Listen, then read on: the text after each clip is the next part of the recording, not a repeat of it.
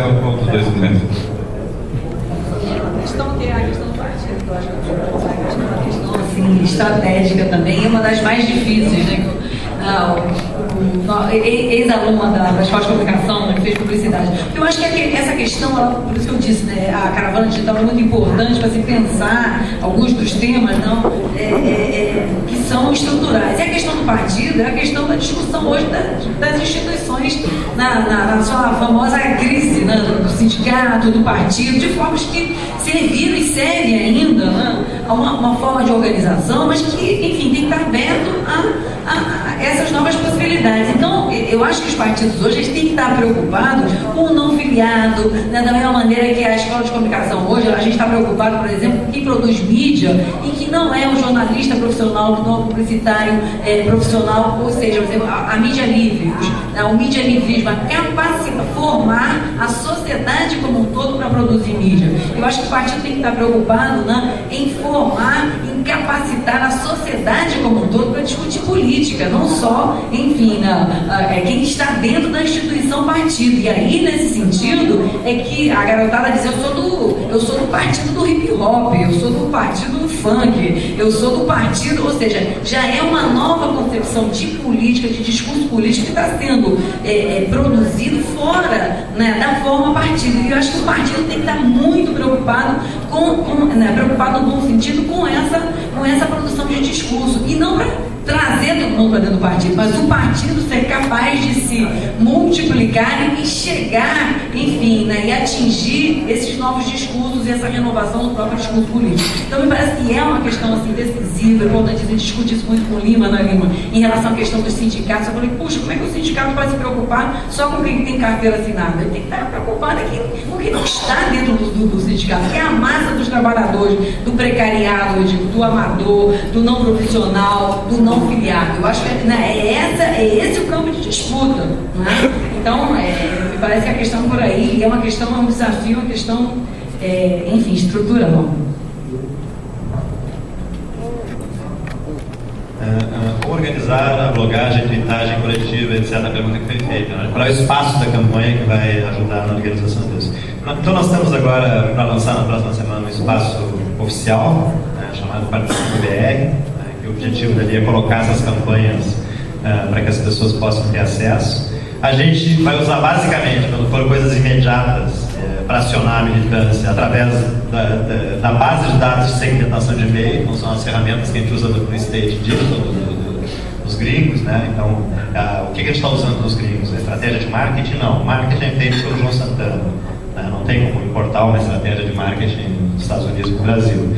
Nós também não vamos, a estratégia política é o comitê de campanha, né, o Zé Eduardo Dutra. Então eles não passam essa informação na mídia que os gringos estão nos ajudando no marketing. Não. É as ferramentas de retaguarda, o uso das ferramentas que são deles, que nós estamos utilizando. Foi feita uma avaliação lá que nesse momento elas que mais tinham sido testadas. Então a gente usa as ferramentas de retaguarda que faz exatamente isso. A base de e-mails de quem se cadastra vai receber acionamento de campanhas por e-mail ou por SMS. Então, mas hoje a campanha é essa, as 10, etc. No caso do site do deputado, que o deputado tem um site institucional, eu acho que ele tem que construir um espaço na campanha. Não vai com um site institucional, ele não vai conseguir agregar pessoas para a campanha da melhor forma. Então, acho que mantém o espaço institucional do candidato, acho que tem que ter, não é uma coisa contra a outra, mas é óbvio que ele vai ter que conseguir construir um espaço mais interativo, um espaço de campanha, que os apoiadores da campanha possam se conhecer, se falar, trocar opiniões, trocar informações, interagir com o candidato. Então acho que tem que ter ferramentas especiais para esse período de campanha, que depois pode até, pós-campanha, avaliar que aquele espaço institucional do candidato pode ser dessa forma, e não da forma como era antes. Acho que não, a melhor forma de usar as ferramentas, como usar as ferramentas, como aumentar o número de seguidores, eu acho que não tem fórmula ainda, Acho que tem várias dicas aí, eu tentei passar algumas delas. A reputação na rede não se constrói da noite para o dia, então não existe como tu construir uma reputação em 3 meses de campanha. Então acho que parte da tua base social que tu já tinha antes da internet vai tentar ali na rede. Quando me perguntaram, você acha que os políticos indo para a internet agora, para o Twitter, vai dar mais credibilidade ao Twitter. Eu disse, não, acho que os políticos estão vindo do Twitter para tentar buscar uma credibilidade na rede que eles não têm. A credibilidade, as pessoas que têm credibilidade na rede são outras, não são as mesmas pessoas que... Então os políticos vêm para o Twitter, vêm para a internet para tentar buscar um grau de credibilidade que eles não têm na rede, que outras pessoas têm, e que pode até, se essas pessoas se relacionam com o candidato na rede, transferir um pouco essa credibilidade para o candidato e tal. Mas não tem, o político não é porque ele é um bambambam da política que ele entra no Twitter e isso vai ter grande credibilidade na rede. Pode ser até um desastre nesse lugar. Mas ao mesmo tempo é óbvio, se o político entra no Twitter e passa a ter sucesso, valoriza também o Twitter como uma ferramenta que as pessoas vão levar mais a sério, aquelas pessoas que não estão no Twitter, ou não estão nas redes sociais, mas porra, até o deputado tá, até o senador, até o governador está no Twitter. Mas eu acho que é mais no sentido inverso, quando ele vai para o Twitter, é um terreno que ele não conhece, ele não sabe se posicionar e que ele está procurando construir a sua credibilidade nesse espaço. Eu acho que essa humildade é importante na hora de... Outra pergunta que os petistas têm dificuldade. Realmente, não são os petistas, todo mundo tem essa dificuldade de fazer essa migração para esse novo cenário digital, para aprender o uso das ferramentas. A juventude do partido, então, respondendo, acho que no tempo da ditadura só tinha um espaço institucional, o espaço possível de luta da juventude, que eram os espaços da luta estudantil. Então a gente viu que o movimento estudantil se confunde muito no Brasil com as lutas estudantis. Então a luta lá. Mas eu acho que isso já era. A juventude hoje não tem interesse em ficar disputando os espaços estudantis somente. Acho que é muito limitado quando a gente pensa que política para a juventude é fazer política estudantil, ficar brigando pelo aparelho do DCE, da UNE, a juventude não se interessa mais por isso, ela tem outros interesses. Então a juventude do PT às vezes me parece uma juventude de 20 anos e velha.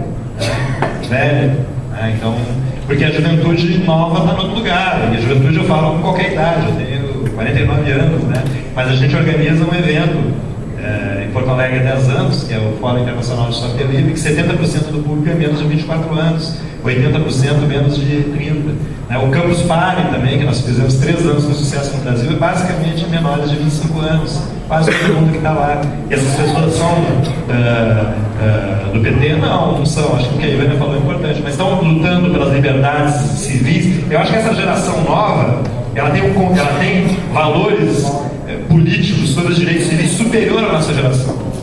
Nós tínhamos esses valores porque a gente construía isso no partido político, construía isso no sindicato, a gente lutava por direitos civis porque a gente construiu isso com os nossos companheiros de partido, do sindicato. Hoje, se pegar qualquer jovem de 10 anos, 12 anos, 15 anos, tira a internet dele, censura ele, corta, ele tem esse conceito da liberdade de expressão dele muito claro. Então os direitos civis são muito maior construídos hoje nessa geração nova do que era no passado. Claro, eles não vivem o dia a dia da política partidária, dessas estruturas, porque essas estruturas já não comportam a forma de como ele já vive fora dela. Então, o que a Ivana colocou, nós temos que ir lá, buscar essas pessoas e trabalhar nos espaços onde eles estão, e não procurar trazer os caras tudo para a reunião do diretório quinta-feira, ou para o debate da juventude no plenário da Assembleia Legislativa, porque eles já funcionam de outra forma. Nós temos que ir lá onde eles estão. Então a sociedade, isso o Castelli já dizia lá quando eu trabalhei com ele há uns 4 anos atrás, a sociedade já está em rede, as organizações que não estão. Então os petistas, no mínimo os filhos dos petistas e as filhas já estão na internet e sabem usar a internet de forma maravilhosamente bem. Usam muito bem.